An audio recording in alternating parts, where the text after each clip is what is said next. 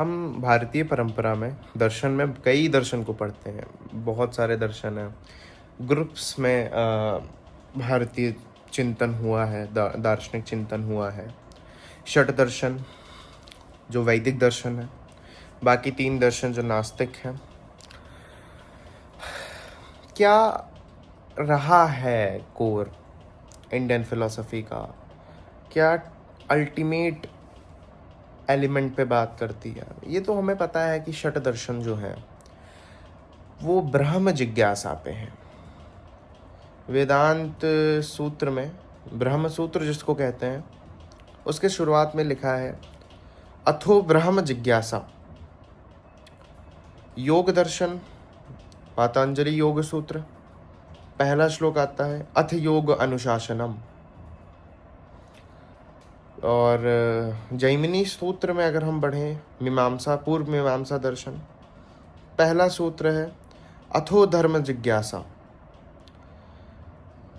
ये बातें दूर से देखें, जैसे भगवान कृष्ण कहते हैं जो सांख्य और योग में द्वैत पैदा करे वो पंडित नहीं है। सांख्य योग ये 2 अलग नहीं है, और जो इनको अलग कहता है वो पंडित नहीं है, वो ज्ञानी नहीं है, वो अभी भी बात करता है सब, लेकिन जो सांख्य योग में द्वैत पैदा करे वो नहीं है। मैं यहाँ तक कि मानता हूँ कि मीमांसा दर्शन को छोड़कर, या मीमांसा दर्शन भी तो आया है वो शुरुआती कंजर्वेटिव चीज़ों को लेकर जो वेद में है। वेद में क्या है? वेद के 4 हिस्से हैं, संहिता, आरण्यक, या संहिता, ब्राह्मण, आरण्यक और उपनिषद या वेदांत। वेदांत वेद का अंतिम हिस्सा, वेद उन्हें कहते हैं वेद का शिखर। यहीं वेद के शिखर से योग आए, मीमांसा आया। मीमांसा तो खैर नहीं आया, मीमांसा तो पिछले 3 जो चिंतन हुए ग्रंथ लिखे गए, संहिता और आरण्यक और ब्राह्मण, इन पे बेस्ड है मीमांसा। योग वैशेषिक और जितने भी हैं, सांख्य, वेदांत, ये 5 दर्शन जो हैं ये आपके कहीं ना कहीं आत्मबोध पे बात करते हैं। कहीं ना कहीं वेदांत तो पूरा आत्मचिंतन पे ही है। वेदांत दर्शन और वेदांत एज उपनिषद पूरा वही है। कोर क्या है?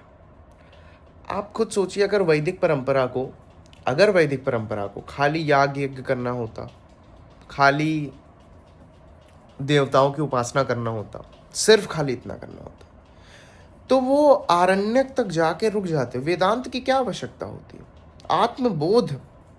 आत्मबोध की बात आई, आखिरी तक आते आते आत्मबोध की ही बात आई, और उनसे निकले अलग ग्रंथ जो अष्टावक्र गीता है, जो कई गीताएं लिखी गई, अवधूत हो गई, कई गीताएं, वो क्या लिखी गई?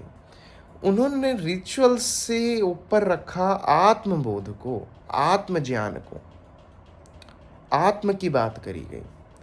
और जो कोई आत्म की बात कर देता, वो बाह्य जगत की जो सत्ता है, जो भ्रामिक सत्ता है, जो मात्र भ्रम है, जो मात्र मिथ्या है, उसको पहले नकारता है। तो अष्टावक्र ने बहुत बार कहा कि रिचुअल याग, इवन शंकराचार्य विवेक चूड़ामणि में लिखते हैं देवताओं की खुशियों के लिए चाहे जितने याग यज्ञ करा लो, कुछ भी कर लो। यहाँ तक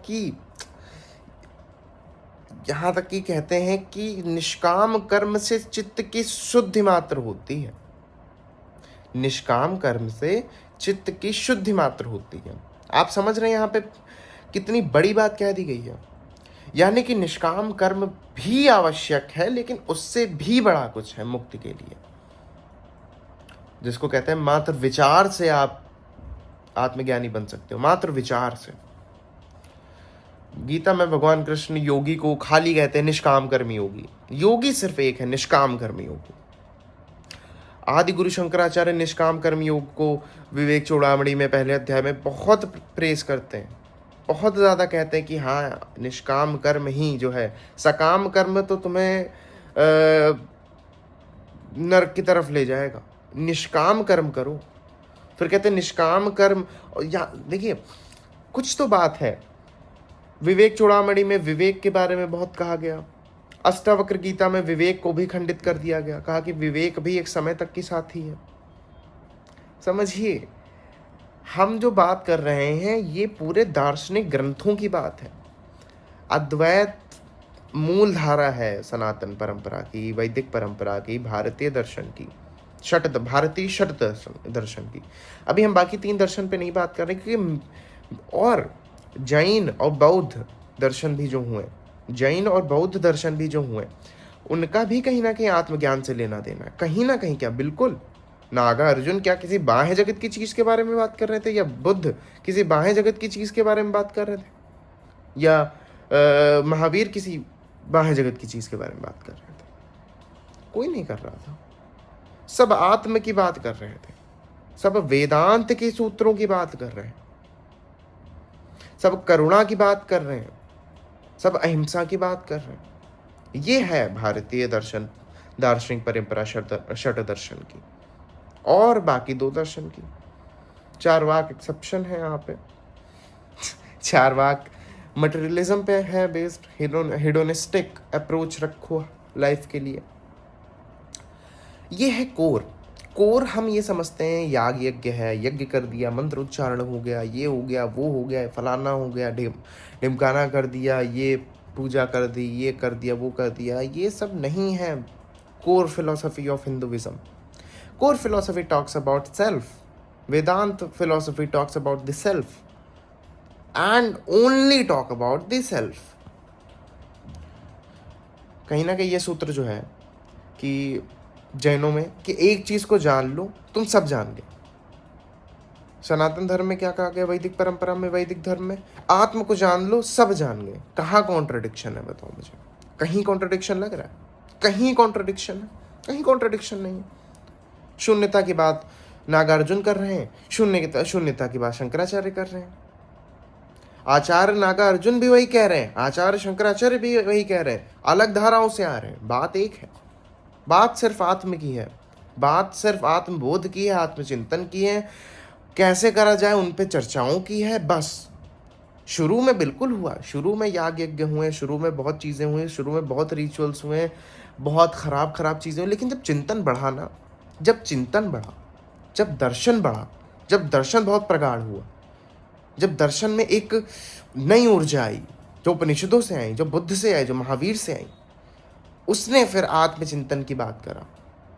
शंकराचार्य के दर्शन को यहाँ तक कि कहा जा सकता है इसके आगे तो कोई मनुष्यता का कोई तत्व सोच ही नहीं सकता है। शंकराचार्य के दर्शन की बात है, शंकर परंपरा की बात है। और ये सारे दार्शनिक, इवन बहुत रिसेंट जो प्रोफेसर रहे हैं आपके, उन्होंने भी ये कहा। राधा कृष्णन जी की मैं बात कर रहा हूँ, सर्वपल्ली राधा कृष्णन जी की, उन्होंने भी ये किया। शंकराचार्य ने पीक कर दिया, इसके ऊपर कुछ है नहीं, इसके ऊपर कुछ सोचा नहीं जा सकता। विवेकानंद ने बात यही गई कि शंकर का चिंतन, इसके आगे कुछ नहीं सोचा जा सकता, इसके आगे कुछ सोचा। 32 साल की उम्र तक की मात्र जिए, और ये यहाँ तक कि उनको अभी तक की दर्शन की पूरे जो फिलोसफी की फील्ड है उनको अभी तक की पूजनीय माना जाता है। दर्शन में, भारतीय दर्शन की परंपरा में शंकराचार्य का जो सम्मान है वो सबसे प्रगाढ़ है, सबसे ज़्यादा सम्माननीय दार्शनिक है शंकराचार्य, उनसे ऊपर कोई नहीं है। सनातन धर्म के सबसे बड़े आचार्य, जिनको प्रचंड बौद्ध भी कह दिया गया, लेकिन तब भी सबसे बड़े आचार्य। कोई मतलब नहीं था प्रचंड बौद्ध कहने का, क्योंकि पूरी धारा, उपनिषद की धारा आगे ले आए, जो जिनको वेद में कहा गया कि ये शिखर हैं वेद के, ये शिखर हैं, ये हैं, यही हैं जो कुछ है। वेदांत, वेदांत विज्ञान वेदांत विज्ञान आता है यहाँ पे आपके क्या था उसका नाम, मैं नाम भूल रहा हूँ, संन्यास सुक्तम में वेदांत विज्ञान सुनिश्चितार्थ, यहाँ तक की बात कही गई है। तो ऐसे समझिए, ये है वैदिक परंपरा, ये है सनातन धर्म, ये है वैदिक धर्म, ये है भारतीय चिंतन इन अ वेरी ब्रॉड सेंस। आत्मज्ञान, सेल्फ नॉलेज, सेल्फ। जैसे ईस्टर्न फिलोसफी को मेनली देखा ही जाता है फॉर सेल्फ नॉलेज। उधर लाओ त्सु कह रहे हैं दूसरे को जानना इंटेलिजेंस है, खुद को जानना विजडम है। इधर नागार्जुन कह रहे हैं शून्यता, आत्म की बात करो, शंकराचार्य आ रहे, वो कह रहे हैं अष्टावक्र आ रहे, वो कह रहे हैं रमण महर्षि आ रहे, वो कह रहे हैं कबीर साहब आ रहे, वो कह रहे, सब यही कह रहे हैं, कोई कोई दूसरी बात नहीं कर रहा है कोई। तो यही था आज का वीडियो जिसमें हमने बात करा वैदिक परंपरा के बारे में, षट दर्शन के बारे में, कि क्या कोर फिलॉसफी है, क्या असल में बात कही जा रही है, कैसे क्या चीज़ें हुई हैं, सबके बारे में बात हुई है। तो लास्ट 2 वीडियोस वेस्टर्न फिलॉसफी पे थी, ये इंडियन फिलॉसफी पे बनाई हैं, ये समझने के लिए कि आखिर जो हम कर रहे हैं रिचुअल्स, क्या ये अल्टीमेट है, यही सत्य है, ये कुछ और है। क्योंकि सनातन धर्म का जो मेन तत्व था, जो मेन बात थी, वो तो ज्ञान मीमांसा की तो बात ही हटा दी गई। जो आत्मचिंतन की बात थी उसको खंडित कर दिया गया। तो ये जागरूकता लाना बहुत आवश्यक है कि असल में क्या है वैदिक धर्म, असल में क्या है वैदिक परंपरा, असल में क्या है वेदांत। तो यही था video. Thank you so much for watching. अगली कुछ वीडियोस आती हैं वेस्टर्न फिलोसफी पे।